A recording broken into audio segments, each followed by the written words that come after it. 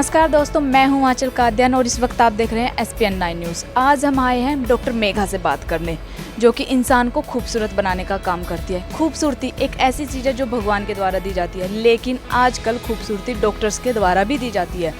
खूबसूरत होना कौन नहीं चाहता? आज के टाइम पर हर कोई खूबसूरत होना चाहता है। पहले था कि सेलिब्रिटी ही सर्जरी करवाते, लेकिन आज ऐसा कुछ नहीं है। आम इंसान भी सर्जरी करवा सकता है, हेयर ट्रांसप्लांट करवा सकता है, नाक की सर्जरी करवा सकता है, फेस कट करवा सकता है। इंसान जैसा चाहे अपने मन चाहे खूबसूरती पा सकता है, और ये सब करते हैं डॉक्टर्स। आज इसी से लेकर हम बात करेंगे डॉक्टर मेघा से, जो हेयर ट्रांसप्लांट का काम करते हैं। आइए बात करते हैं डॉक्टर मेघा से कि वो क्या क्या बताएंगे कि हेयर ट्रांसप्लांट में क्या क्या होते हैं, कितना पेन होता है, कितना नहीं होता है, और किस किस तरीके से वो करते हैं। आइए चलिए हमारे साथ डॉक्टर मेघा से बात करने।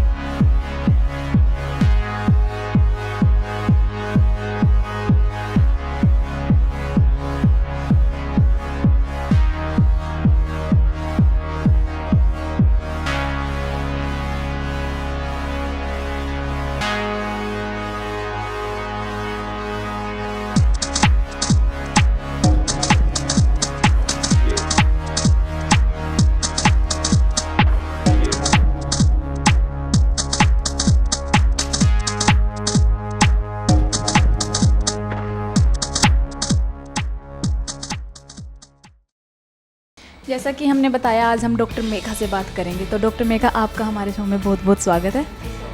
तो हम आपसे बातचीत करेंगे कि हेयर ट्रांसप्लांट में कितना पेन होता है या नहीं होता है, किस किस तरीके से होता है, क्या क्या स्टेज होते हैं, क्या क्या प्रोसेस होता है। आप हमें हेयर ट्रांसप्लांट के बारे में बताइए। देखिए, हेयर ट्रांसप्लांट एक बहुत ही सुपरफिशियल प्रोसीजर है। कई लोग, बहुत सारे क्वेरीज होते हैं कि मैम हेयर ट्रांसप्लांट कराने के बाद हमें माइग्रेन तो नहीं हो जाएगा, कैंसर तो नहीं हो जाएगा, जो कि सारी मिथ है कि दुनिया द्वारा फैलाई गई कुछ बातें जो कि बिल्कुल भी सच नहीं है। हेयर ट्रांसप्लांट के बाद आपको ना तो कोई हेडेक होगा, किसी भी तरीके की कोई भी प्रॉब्लम नहीं होगी आपको। हेयर ट्रांसप्लांट इतना सुपरफिशियल और इतना इजी प्रोसीजर है कि इसमें आपको कोई पेन नहीं होगा। पहली बात तो कि लोग पेन से बहुत डरते हैं कि ये सर्जरी है, लगता है कि बहुत ज़्यादा डीप सर्जरी है। डीप सर्जरी बिल्कुल भी नहीं है, और ये एक परमानेंट सोल्यूशन है उन लोगों के लिए जो कि अपनी बाल्डनेस से बिल्कुल परेशान है। और आजकल छोटे छोटे बच्चे बाल्ड हो रहे हैं, जैसे 19 ईयर्स ओल्ड, 18 ईयर्स ओल्ड। हमने रिसेंटली 19 ईयर्स ओल्ड के एक बच्चा ही कहूँगी, बिकॉज 18-19 ईयर्स की एज क्या होती है। सो उस टीनेजर का हमने हेयर ट्रांसप्लांट किया, जो हमारे पास झांसी से आया था।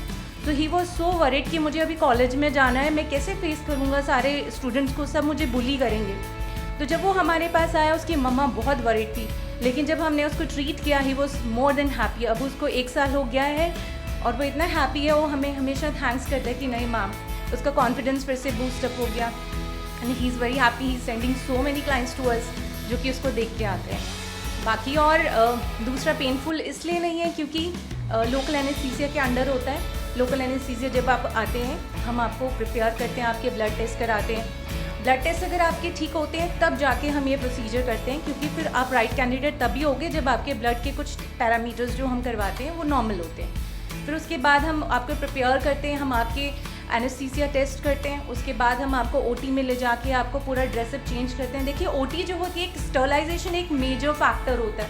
कई क्लिनिक्स सारे पैरामीटर्स नहीं फॉलो करते जो एक स्टरलाइजेशन का होता है, बिकॉज स्टरलाइजेशन में आप छोटी से छोटी चीज़ आपकी स्टरलाइज होगी।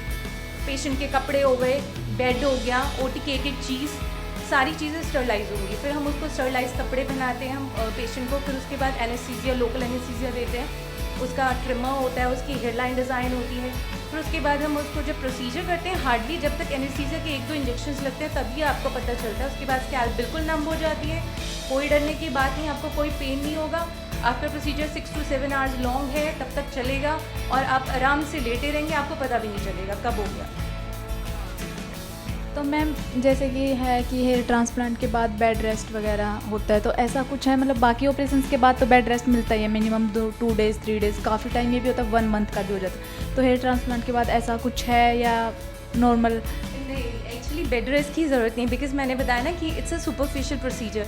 जैसे ही आपने ट्रांसप्लांट कराया आप बिल्कुल नॉर्मल होते हैं, आप आराम से अपना गाड़ी ड्राइव करके, अगर छोटे डिस्टेंस पे जाना है आप ड्राइव करके जा सकते हैं। लेकिन हाँ, लॉन्ग रूट है तो हम इसलिए रिकमेंड नहीं करते क्योंकि एनेस्थीसिया लगाया होता है, तो थोड़ा सा आपको नमनेस रहती है।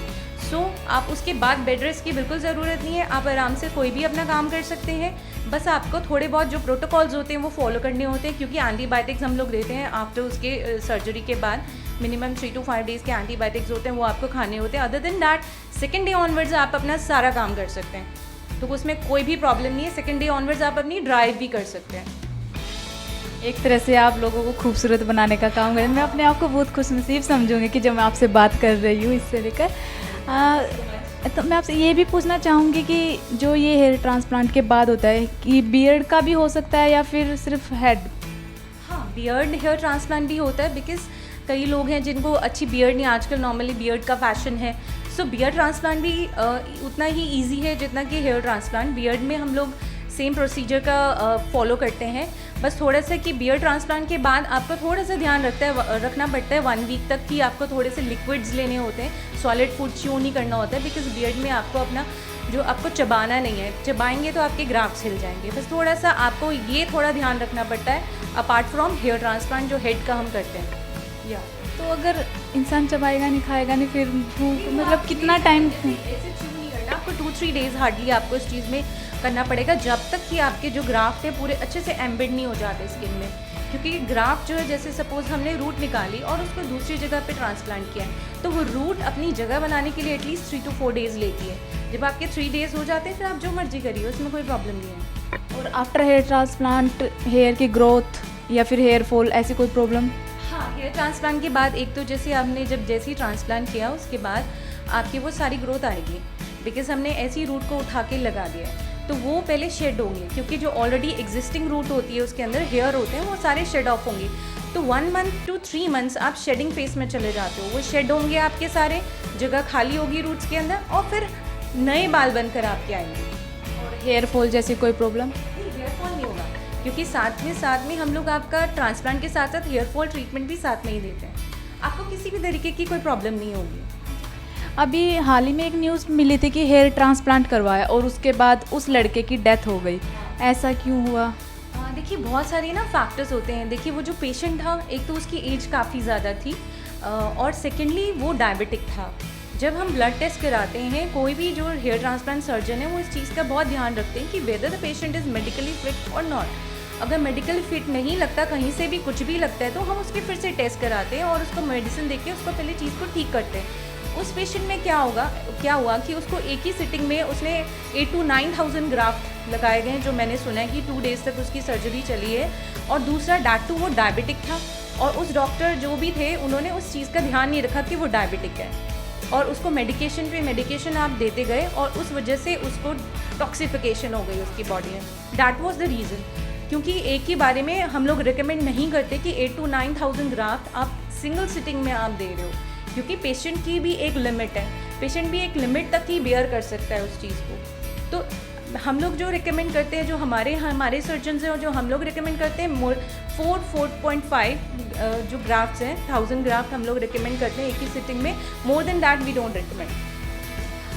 तो मैं आपसे ये भी पूछना चाहूँगी, जैसे हेयर ट्रांसप्लांट होता है तो उसकी कोई एज लिमिट है कि इस एज से लेकर इस एज तक के बीच में ही होगा, या फिर ऐसा कुछ नहीं? कुछ नहीं है, बट आप मेडिकली फिट होने चाहिए। अगर आप 60 की एज में भी मेडिकली फिट है, हेल्दी है, आपको डायबिटिक नहीं है, आपका बीपी की कोई प्रॉब्लम नहीं, अदर देन दैट किडनीज़ की कोई प्रॉब्लम नहीं है, देन आप करवा सकते हैं। अगर आप में हीमोग्लोबिन भी अच्छा है तो अदरवाइज़ कोई, लेकिन अगर आप डायबिटिक है, आपको मेडिकल प्रॉब्लम्स बहुत सारी हैं, तो आपको थोड़ा सा एक सिटिंग में नहीं, छोटी छोटी सिटिंग्स में डिवाइड करके लेना चाहिए। अच्छा, ये एक बात और बताइए आप, जैसे कि हेयर ट्रांसप्लांट होता है तो इसका कोई जो प्रोसेस है वो कितने स्टेजेस में होता है, या फिर? हाँ, इसमें क्या होता है कि जैसे कई बार जैसे पेशेंट होते हैं फुली बाल्ड होते हैं, तो उसमें हमें 2 सिटिंग्स की रिक्वायरमेंट होती है, क्योंकि डोनर एरिया उतना ज़्यादा नहीं होता। जब डोनर एरिया आपका कम है और हम एक ही बारी में आपके 2 या 3 हज़ार ग्राफ्ट ही निकल सकते हैं, because donor is very less. कई लोग बहुत ज़्यादा डिले करते रहते हैं, करवाते नहीं हैं, तो डोनर उतना ही छोटा होता चला जाता है। तो 2-3 थाउजेंड ग्राफ्ट अगर हम एक बारी में निकाल रहे हैं और उसको रिक्वायरमेंट 7 to 8 थाउजेंड ग्राफ्ट की है, तो फिर हमें उसको 2 सिटिंग्स या 3 सिटिंग्स में करना पड़ता है। Sometimes we take hair from the beard also, body graft भी हम लोग लेते हैं जिनका डोनर बहुत छोटा होता है, तो वो सारे प्रोसेस हम देखते हैं कि कैसे हमें फिलिंग करनी है, वो हम लोग देख लेते हैं। अच्छा, एक और क्वेश्चन थोड़ा फनी भी होगा शायद, ये बताइए आप एक एक बाल निकालते हैं तो इसमें तो आपको कोई प्रॉब्लम नहीं होती? देखिए, इसीलिए थोड़ा सा लंबा प्रोसेस लगता है, क्योंकि बहुत मेहनत लगती है। जो पूरी टीम है, हमारे सर्जन्स की टीम और हमारे टेक्नीशियंस की टीम, बहुत मेहनत इसलिए लगती है क्योंकि हम एक एक बाल निकालते हैं, फिर उस बाल को वॉश करते हैं, प्रॉपर सोल्यूशन में अच्छे से क्लीन करते हैं, वॉश करते हैं, और उसके बाद जो हेल्दी ग्राफ्ट होते हैं वो हम छांट लेते हैं। हेल्दी ग्राफ्ट छांटने के बाद फिर जो हम इम्प्लांट करते हैं वो हेल्दी ग्राफ्ट्स का करते हैं, तो उसमें फिर एक एक बाल निकाला जाता है, फिर एक एक बाल लगाया जाता है। Thank you ma'am. जैसे कि आपने देखा कि एक एक बाल को निकाल के एक एक बाल को दोबारा लगाया जाता है, तो काफ़ी मेहनत करते हैं लोगों को खूबसूरत बनाने में। एक खूबसूरती होती है जो नेचुरल होती है और एक खूबसूरत होती है जो डॉक्टर मेघा के द्वारा दी जाती है। तो अगर आपको भी खूबसूरत बनना है तो इनके क्लिनिक पे ज़रूर आना। धन्यवाद।